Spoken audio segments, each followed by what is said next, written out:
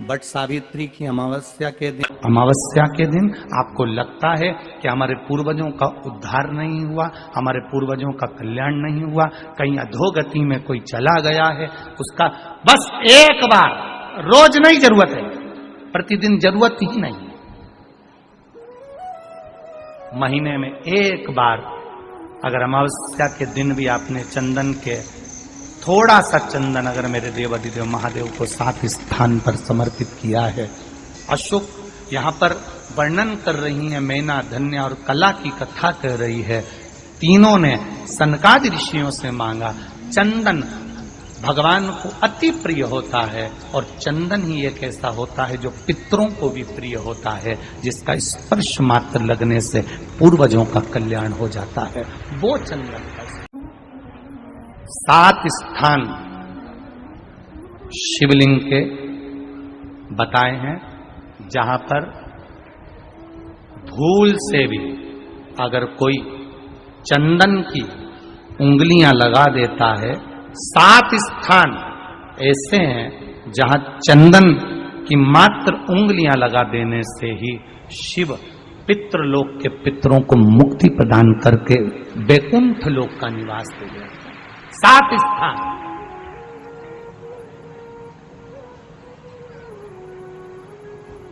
और वो 7 स्थान जो चंदन के बताए गए हैं, पहला भगवान देवाधिदेव महादेव के शिवलिंग पर चंदन का लेपन।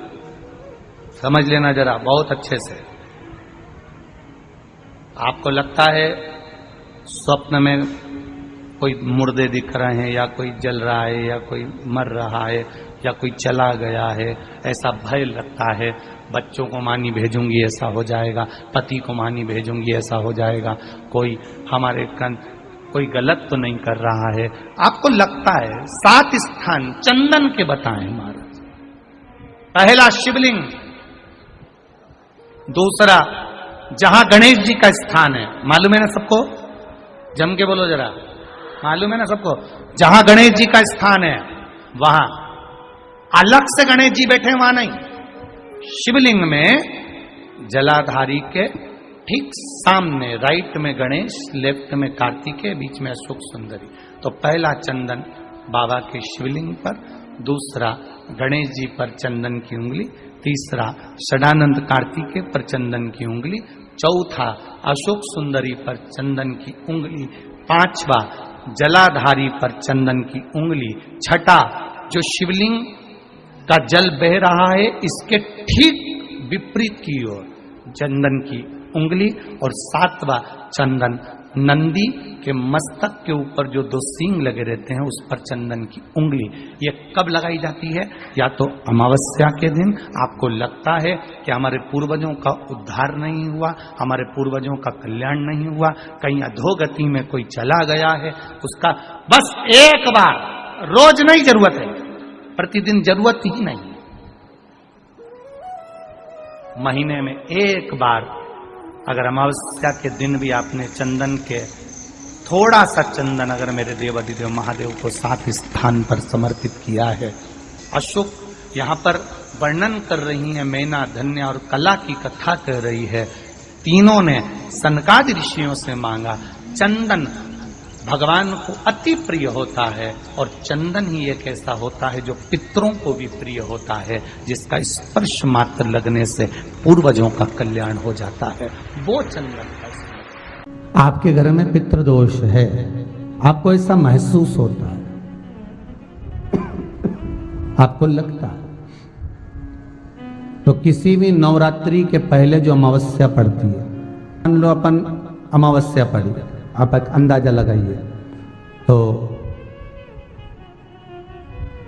जिस दिन अमावस्या रहे उस दिन चावल की कटोरी में एक कपूर का टुकड़ा रख दीजिए महाराज, छोटा सा, और कपूर का टुकड़ा रखकर उस कपूर को दरवाजे के बाहर कटोरी में ही, चावल रखी हुई कटोरी में ही उसको पितरों का स्मरण कर कर जला दीजिए। और जलाने के बाद उस चावल को कहीं भी किसी भी वृक्ष की छांव में पक्षियों के लिए डाल दीजिए। शिव महापुराण की कथा कहती है, अगर मान लो पितृ आपको कष्ट दे रहे हैं पितृ आपको तकलीफ दे रहे हैं, कोई काम नहीं होने दे रहे हैं, या कहीं आपको ऐसा लगता है कि पितरों का दोष है, तो वो पितृ दोष देवी, अब ये जो आप करेंगे ये कब कर रहे हैं? अमावस्या के दिन आप उसको रख रहे हैं। अमावस्या के दिन उसको रखकर रात भर आपने रखा कपूर के साथ में, सुबह एकम पड़ गई, नवरात्रि लग गई, उसी दिन उसको जलाकर आपने पटक दिया। अर्थात उससे देवी और पितृ इन दोनों का आशीर्वाद जो प्राप्त होता है, तो घर में से पितृदोष समाप्त होकर लक्ष्मी की वृद्धि प्रारंभ हो जाती है, कार्य में सिद्धता आ जाती है। मान लो अगर पितृदोष है तो करो, नहीं है बड़े अलमस्ती से रहो, तो ये पितृदोष का स्मरण। तो यहाँ शास्त्र कह रहा है कि पितरों का जो लोक होता है, पितर जो लोक होता है, उस पितृलोक में 64 योगिनियां प्रवेश नहीं करती। शिव महापुराण कर रही है, शंकर की कथा कर रही है। एक छोटा सा उपाय अवश्य करिएगा। मान लो आपको लग रहा है कि आपके घर में पितृदोष है, आपको ऐसा महसूस होता है, अमावस्या पड़ती है, चावल की कटोरी में एक कपूर का टुकड़ा रख दीजिए महाराज, छोटा सा, और कपूर का टुकड़ा रखकर उस कपूर को दरवाजे के बाहर कटोरी में ही, चावल रखी हुई कटोरी में ही उसको पितरों का स्मरण कर कर जला दीजिए। और जलाने के बाद उस चावल को कहीं भी किसी भी वृक्ष की छांव में पक्षियों के लिए डाल दीजिए। शिव महापुराण की कथा कहती है, अगर मान लो पितृ आपको कष्ट दे रहे हैं, पितृ आपको तकलीफ दे रहे हैं, कोई काम नहीं होने दे रहे हैं, या कहीं आपको ऐसा लगता है कि पितरों का दोष है, तो वो पितृ दोष देवी, अब ये जो आप करेंगे ये कब कर रहे हैं? अमावस्या के दिन आप उसको रख रहे हैं। अमावस्या के दिन उसको रखकर रात भर आपने रखा कपूर के साथ में, सुबह एकम पड़ गई, उसी दिन उसको जलाकर आपने पटक दिया।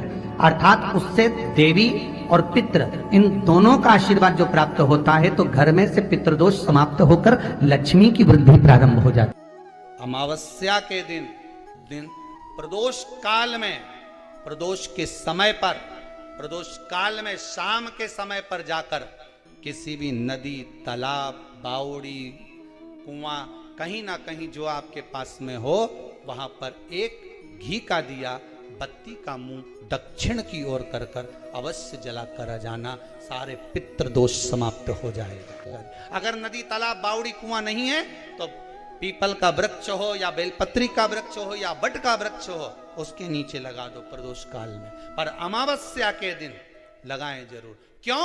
क्योंकि अमावस्या 16 दिन तक पितृ मृत्यु लोक में आने के बाद में भोजन ग्रहण करते हैं। अमावस्या के दिन पितृ शाम के समय प्रदोष काल में शंकर भगवान का नाम जाप कर कर नदी, तालाब, बावड़ी पर पानी पीने जाते हैं। वहां से जल का आचमन कर कर पितृ अपने लोक को चले जाते हैं प्रदोष काल के समय पर। इसलिए प्रदोष काल में जलाशय के पास में बावड़ी, कुआं, नदी, तालाब के किनारे पर दिया लगाया जाता है दक्षिण की ओर मुख कर कर बत्ती का, तो पितृ आशीर्वाद देते हुए जाते हैं कि फलो फूलो, आगे बढ़ो, उन्नति करो, तरक्की करो। ये पितरों का आशीर्वाद रहता है, पितरों का वर रहता है। आप देंगे, कुछ करा ना करा, फिर अमावस्या के दिन उस दिन दिया दक्षिण की ओर बाती का मुख कर कर। 7 स्थान ऐसे हैं जहां चंदन की मात्र उंगलियां लगा देने से ही शिव पितृलोक के पितरों को मुक्ति प्रदान करके बैकुंठ लोक का निवास देते हैं। 7 स्थान, और वो 7 स्थान जो चंदन के बताए गए, पहला भगवान देवाधिदेव महादेव के शिवलिंग पर चंदन का लेपन। समझ लेना जरा बहुत अच्छे से। आपको लगता है स्वप्न में कोई मुर्दे दिख रहे हैं, या कोई जल रहा है, या कोई मर रहा है, या कोई चला गया है, ऐसा भय लगता है, बच्चों को मानी भेजूंगी ऐसा हो जाएगा।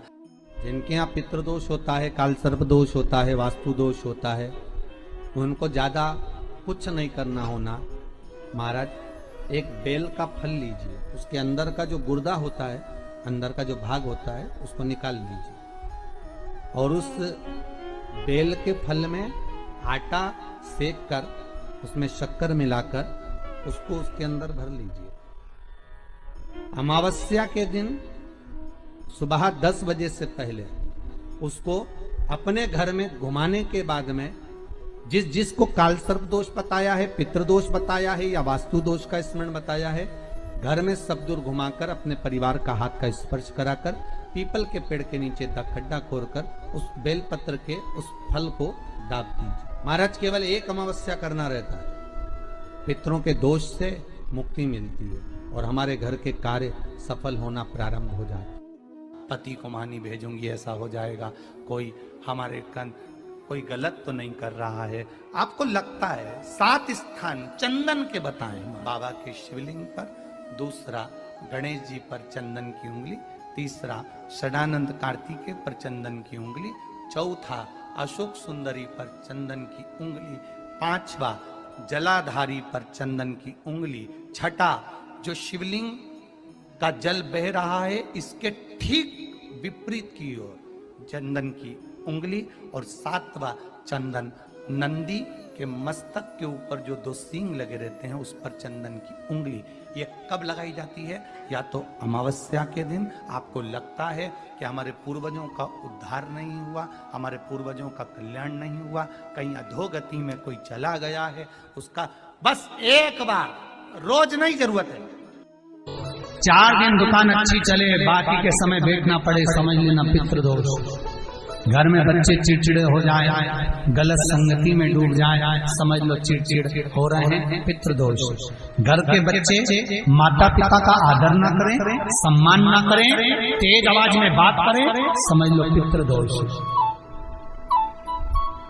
पितृदोष मालूम पड़े। और इतने से भी अगर आप नहीं समझ सकते, परिवार का कोई एक व्यक्ति जब जब भोजन करने बैठे तब तब उसकी थाली में बाल आए, भले वो होटल में खाए तो भी बाल आ जाए, वो कहीं खाना खा रहा है तो बाल आ जाए।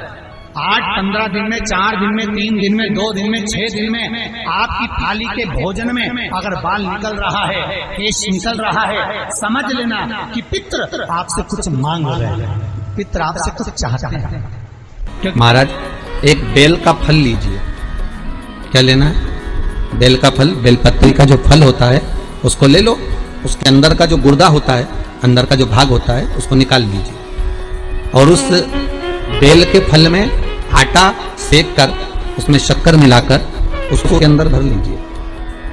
अमावस्या के दिन सुबह 10 बजे से पहले उस बेल फल में जिसमें तुमने पंजेरी भरी है, आटा सेक कर भरा है शक्कर के साथ में, उसको अपने घर में घुमाने के बाद में जिस जिसको काल सर्प दोष बताया है, पितृदोष बताया है या वास्तु दोष का स्मरण बताया है, घर में सब दूर घुमाकर अपने परिवार का हाथ का स्पर्श कराकर पीपल के पेड़ के नीचे तक खड्डा खोदकर उस बेलपत्र के उस फल को दाब दीजिए। महाराज केवल एक अमावस्या करना रहता है, पितरों के दोष से मुक्ति मिलती है और हमारे घर के कार्य सफल होना प्रारंभ हो जाते हैं। कार्य की सफलता होती है, कार्य में सफलता प्राप्त होने लगती है।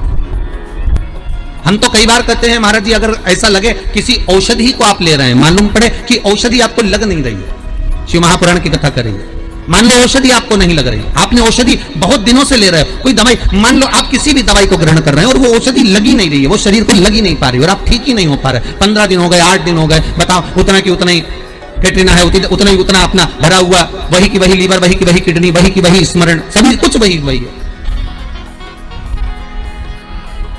उतने की उतना ही। बीपी भी ऊंचा नीचा चल रहा है पर लेवल में नहीं आ रहा, शुगर भी लेवल में नहीं आ रही, तो प्रयास करा करो महाराज, बेलपत्री के फल का जो गुर्दा है, अंदर का जो भाग है फल का, उसको पानी में गला लीजिए और प्रदोष कम से कम प्रदोष नहीं हो और बीमारी जरा दवाई लगी नहीं रही हो तो बिना प्रदोष के भी कर सकते हो, उसको पानी में गलाइए, आधा घंटा पानी में, जैसे आपको सुबह मंदिर जाना है 10 बजे, तो सुबह स्नान कर कम से कम 6:30-7 बजे उसको पानी में गला दीजिए और उस बेले के फल का गुर्दा से गला हुआ पानी शिव जी को ले जाकर समर्पित कर दीजिए। महाराज उस पानी में से थोड़ा सा 1 चम्मच पानी शिव जी पे चढ़ा हुआ लेकर आ जाइए। उस पानी को जो बीमार व्यक्ति है उसको औषधि देने से पहले मात्र आधी चम्मच से भी आधा चम्मच उसको दे दीजिए। भगवान शंकर का श्री शिवाय नमस्तुभ्यम का जाप कर उस पानी को देने के बाद अगर आप औषधि देंगे तो ये पक्का है कि औषधि अपना कार्य करना प्रारंभ कर देगी और वो स्वस्थ होना प्रारंभ हो जाएगी, वो स्वस्थ हो। औषधि